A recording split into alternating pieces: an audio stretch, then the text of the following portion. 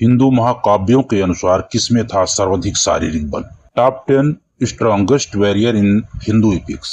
रामायण और महाभारत काल के वे कौन से योद्धा थे जिनका शारीरिक बल ही इतना था कि उन्हें किसी को मारने के लिए किसी दिव्यास्त्रों की आवश्यकता ही नहीं थी? कौन थे वो 10 महान बल से युक्त योद्धा और उन सब में सबसे शक्तिशाली कौन योद्धा था? किसकी भुजाओं में सर्वाधिक बल था? इसे जानने के लिए इस वीडियो को अंत तक बने रहें और अगर आपको यह वीडियो पसंद आए तो इसे लाइक और चैनल को सब्सक्राइब अवश्य करें। इससे हमें और भी अच्छा कार्य करने की प्रेरणा मिलती है। नंबर 10 पर आते हैं दोस्तों, भीम। अगर केवल महाभारत के संदर्भ की बात करें तो समस्त पहलवानों में भीम का नाम ही सबसे ऊपर आता है।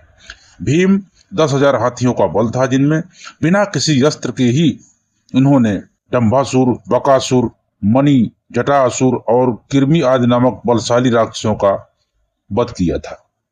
उन्होंने मत्स्य नरेश के सेनापति कीचक को अपने बाहुबल से ही मार गिराया था। जरासंध को पहले मल्ल युद्ध में पराजित किया और फिर श्री कृष्ण के निर्देश अनुसार उसका वध कर डाला था। कुरुक्षेत्र युद्ध में भी करीब करीब सभी धृतराष्ट्र पुत्रों को भीम ने अकेले ही वध किया था। नंबर 9 पर आते हैं दोस्तों, कंस। द्वंद्व युद्ध का प्रेमी था वह। एक समय वह महास्मतिपुर में गया महास्पुति नरेश के 5 पुत्र प्रख्यात मल्ल थे। उनके नाम थे चाणूर, मुष्टिक, सल, तोषण। उन 5 को कंस ने अकेले ही पराजित कर दिया था। तोषल को धराशायी करके उसे घुमाकर 10 योजन की दूरी पर फेंक दिया था तथा रामायणकालीन अति शक्तिशाली वानर द्विविद को अपने भुजा बल से पराजित कर दिया था। प्रलंबासुर, बकासुर आदि जैसे कितने राक्षसों को पराजित करके वह उसे अपना सेवक बनाया था, यानी वह बहुत ही ताकतवर था। नंबर 8, लंकापति रावण। रावण उस समय का सबसे शक्तिशाली राक्षस था, जिसने त्रिदेवों को छोड़ इंद्र, यम, वरुण जैसे 30 देवों, यक्ष, दैत्यों आदि को पराजित कर तीनों लोकों पर अपना विजय पाई थी। इंद्र का वज्र एवं उसके ऐरावत हाथी के प्रहार भी रावण पर निष्फल हो गए थे। उसने भगवान शिव के भार सहित कैलाश पर्वत को कुछ हद तक उठा लिया था। यह उसकी भुजा बल को दर्शाता है। नंबर 7 पर है बाली। बाली को उसके पिता इंद्र से एक स्वर्ण हार प्राप्त हुआ था, जो किसी भी घातक परिस्थिति में उसकी सांसों को लंबे समय तक समेटे रखता था। बाली ने एक भयंकर युद्ध में दुंदुभी नाम के एक राक्षस का वध किया था। उसके पश्चात बाली ने दुंदुभी के निर्जीव विशाल शरीर को उछालकर कई योजन दूर फेंक दिया था। बड़े बड़े पहाड़ों की चोटियों को वह ऐसे ही उठाकर फेंक देता था मानो वह कोई गेंद हो। एक बार रावण किष्किंधापुरी में पहुंचा। उसने बाली को लड़ने के लिए बुलाया। उस समय एक दूसरे को पकड़ने की कामना से वानर राज और राक्षस राज प्रयत्न करते हुए अपने बल का प्रदर्शन करने लगे और एक समय बाली ने रावण को पकड़कर अपनी कांख में दबा लिया और तब वह बड़े जोर से आकाश में उड़ गया।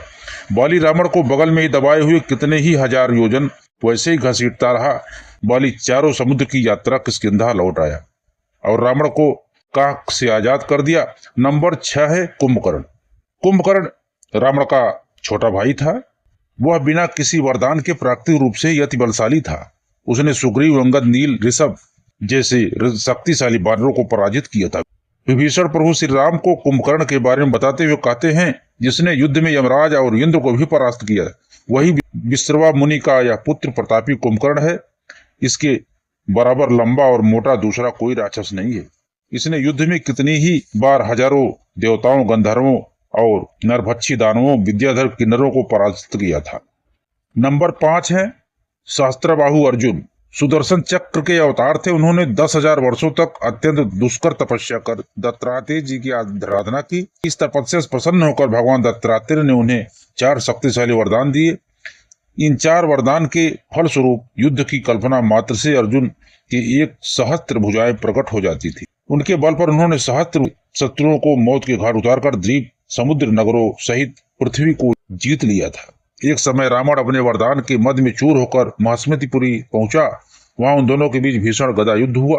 कुछ देर दोनों बराबरी का युद्ध करते रहे। फिर अर्जुन अपना सहस्त्र शारीरिक बल लगाकर रावण की छाती पर प्रहार किया और झपट कर अर्जुन ने उसे पकड़ लिया और उसी प्रकार रावण को बंदी बनाकर अपनी राजधानी ले गए।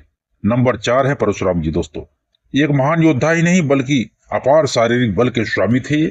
परशुराम जी ने पूरी पृथ्वी के क्षत्रियों को 21 बार पराजित कर दिया था। किसी भी युद्ध में अकेले हजारों योद्धाओं से लड़ने के लिए केवल रणनीति नहीं बल्कि जबरदस्त शारीरिक बल और सहन शक्ति भी चाहिए होती है। यह बताता है कि परशुराम जी बहुत शक्तिशाली थे। परशुराम जी के हाथ में फरसा एक ऐसा दिव्यास्त्र था जिसे चलाने के लिए अत्यधिक बल की आवश्यकता होती है। वे इसके एक ही बार में विशाल पर्वतों और शत्रुओं को काटने में सक्षम थे। यह उनकी शारीरिक ताकत को दर्शाता है दोस्तों। नंबर 3 है गरुड़। महाभारत के आदि पर्व 31 के अनुसार महर्षि कश्यप का पुत्र प्राप्त किया जो शौर्य और वीर में सब इंद्र के समान था। उसका वेग मन के समान तीव्र था। उनमें इच्छा अनुसार रूप धारण करने की शक्ति थी। वे जहां जितनी जल्दी जाना हो जा सकते थे। अपनी माता बिनता को कद्रु और उनके सर्प पुत्रों की दास्तां से मुक्त करवाने के लिए वह अमृत लेने इंद्रलोक पहुंच गए थे और वहां उन्होंने इंद्र सहित सभी देवताओं को पराजित कर दिया था। मित्रों, देवराज ने गरुड़ पर अपना वज्र चलाया तो वे बोले, देवराज, जिनकी हड्डी से यह वज्र बना है उन महर्षि का मैं सम्मान करता हूं, इसलिए मैं अपनी एक पंख त्याग देता हूं। तुम्हारे वज्र के पहाड़ से मेरे शरीर में कुछ भी पीड़ा नहीं हुई है। और इसके पश्चात देवराज इंद्र को अपने बल का परिचय देते हुए गरुड़ बोले, देव पुरंदर पर्वत पर समुद्र के जल के सहित सारी पृथ्वी को तथा इसके ऊपर रहने वाले आपको भी अपने एक पंख पर उठाकर मैं बिना परिश्रम के उड़ सकता हूं, अथवा संपूर्ण चराचर लोगों को एकत्रित करके यदि मेरे ऊपर रख दिया जाए तो मैं सबको बिना परिश्रम के ढो सकता हूं। इससे तुम मेरे महान बल को समझ लो। नंबर 2 है दोस्तों बलराम। बलराम में श्रेष्ठ होने के कारण उन्हें बलभद्र भी कहा जाता है। बलराम जी साक्षात शेष अवतार थे दोस्तों।